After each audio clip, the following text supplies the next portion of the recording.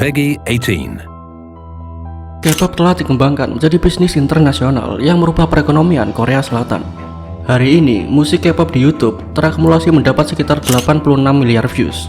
Boyband K-pop BTS saja sudah menaikkan pendapatan nasional Korea Selatan sebesar 5 miliar dolar. BTS bahkan berperan sebagai ambasador politik untuk Korea Selatan. Pada 2018, mereka tampil untuk Kim Jong-un. Jadi semua berjalan sempurna sesuai rencana label musik dan negara. Tapi masalah memperlakukan artis K-pop seperti sebuah produk adalah mereka bukan objek, mereka adalah manusia. Dan saat seseorang ditekan untuk bekerja sangat keras, disandra secara finansial, dan dijauhkan dari keluarga mereka, beberapa dari mereka akan menyerah. Pada 2019, artis K-pop bernama Sally ditemukan tewas di rumahnya oleh sang manajer. Kemudian dikonfirmasi bahwa Sally telah melakukan bunuh diri. Dia baru berusia 25 tahun. Sally adalah satu dari beberapa artis K-pop yang mencoba memberontak melawan aturan industri. Dia punya pacar, dia speak up soal kesehatan mentalnya, dan dia bahkan mempertahankan karirnya saat menderita secara emosional pada tahun 2014. Semua hal ini dianggap remeh oleh industri K-pop. 나한테 오해하지 마라. 난 나쁜 사람 아니야. Setidaknya ada sekitar 7 artis K-pop besar yang melakukan bunuh diri pada tahun 2019. Jadi bagaimana semua hal mengerikan ini bisa terjadi? Untuk bisa memahaminya, kita harus kembali ke tahun 90-an. K-pop sedang di masa keemasannya. Musiknya sudah terjual jutaan kopi. Tapi ada masalah besar di industri J-pop. Mereka tidak pernah menjadi populer di barat. Kepopuleran J-pop hanya terisolasi di Jepang. Dan orang Korea menyadari hal ini. Pada tahun 90-an, K-pop mulai merangkak. Dan mereka menyadari strategi J-pop yang tidak efisien. J-pop tidak pernah menarget pasar barat. Jadi K-pop ingin mengalahkan kepopuleran mereka tidak hanya di Korea, tapi juga di seluruh dunia. Untuk melakukan ini, mereka harus kreatif. Biasanya, orang hanya akan menunggu dan berharap ada artis pop yang terlahir populer begitu saja. Tapi itu akan terlalu random dan membutuhkan waktu yang lama. Kamu tidak mungkin bisa membangun kerajaan musik pop hanya dengan menunggu kelahiran artis pop alami. Jadi mereka sadar, satu-satunya cara membuat bisnis ini berkelanjutan adalah dengan menciptakan artis pop dengan tangan mereka sendiri. Menyeleksi mereka dari pelosok sampai menjadi artis yang bisa dipasarkan. Dan kamu tidak hanya melihat satu atau dua orang. Untuk menunjukkan ke Jepang dan seluruh dunia seberapa superior budaya Korea, mereka perlu sepasukan penuh artis K-pop. Dan untuk menciptakan sepasukan artis K-pop, kamu tidak bisa memandang mereka sebagai manusia lagi. Artis K-pop sekarang adalah sebuah produk. Dan untuk membuat sebuah produk, kamu membutuhkan sebuah pabrik. Sebuah antrian tak berperasaan, di mana seorang remaja polos masuk dan keluar sebagai artis K-pop patuh yang bisa dipasarkan. Dan bagaimana dengan mereka yang tidak lolos tes kualitas? Produk gagal itu akan dibuang begitu saja. Untuk membuat K-pop menjadi mesin pencetak uang, kamu harus membuat perbedaan unik seperti J-pop. Pertama, K-pop bisa beranggotakan 4-20 orang di grup yang sama. Semua yang ada di industri K-pop telah dilakukan dengan sengaja. Lebih banyak anggota akan meningkatkan peluang fans menyukai salah satu anggotanya. Itu memberikan fans variasi untuk memilih. Salah satu kelemahan J-pop adalah mereka menggunakan 100% style Jepang, membuat orang barat kesulitan untuk memahaminya. Di sisi lain, K-pop sering mencampur style Korea dan Barat secara bersamaan, membuat K-pop lebih mudah dipasarkan ke seluruh dunia.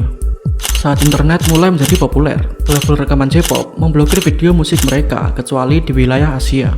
Industri K-pop menyadari ini, kemudian tentu saja mereka mulai menciptakan pasukan artis K-pop. Dan itulah yang membuat K-pop mulai mendominasi semua genre musik. Di balik semua artis K-pop sekarang, ada seorang agen yang bertanggung jawab dalam perekrutan, pemasaran, dan hal lainnya. Mereka disebut sebagai agen, tapi sebenarnya mereka lebih pantas disebut sebagai desainer produk. Mereka mencari remaja naif yang bersemangat ingin menjadi artis dan juga memenuhi standar kecantikan Korea Selatan. Kemudian, seorang remaja berpenampilan tinggi dan feminim pun terpilih. Ini adalah kualitas yang diinginkan untuk menjadi calon artis K-pop. Saat para remaja yang potensial ditemukan, mereka akan disuruh menandatangani kontrak yang berakhir sampai mereka dewasa. Beberapa haters mungkin akan menyebut ini sebagai kontrak perbudakan, tapi para agen lebih suka menyebutnya sebagai kontrak bisnis. Banyak artis K-pop yang mulai berlatih sejak umur 9 tahun.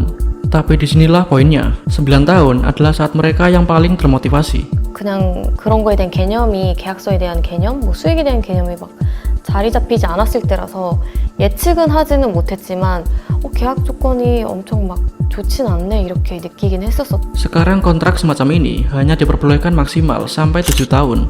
Tapi hanya beberapa tahun yang lalu, tipikal kontrak semacam ini bisa mencapai 13 tahun. Selama masa kontrak calon artis, dilarang melakukan hampir apapun yang menyenangkan. Mereka tidak boleh makan apa yang mereka inginkan, mereka tidak bisa melakukan apa yang mereka mau. Para agen akan mengontrol apapun tentang hidup mereka. Itulah harga untuk menjadi artis K-pop. Kontraknya didesain seperti itu agar agensi entertainment bisa menghasilkan uang sebanyak mungkin.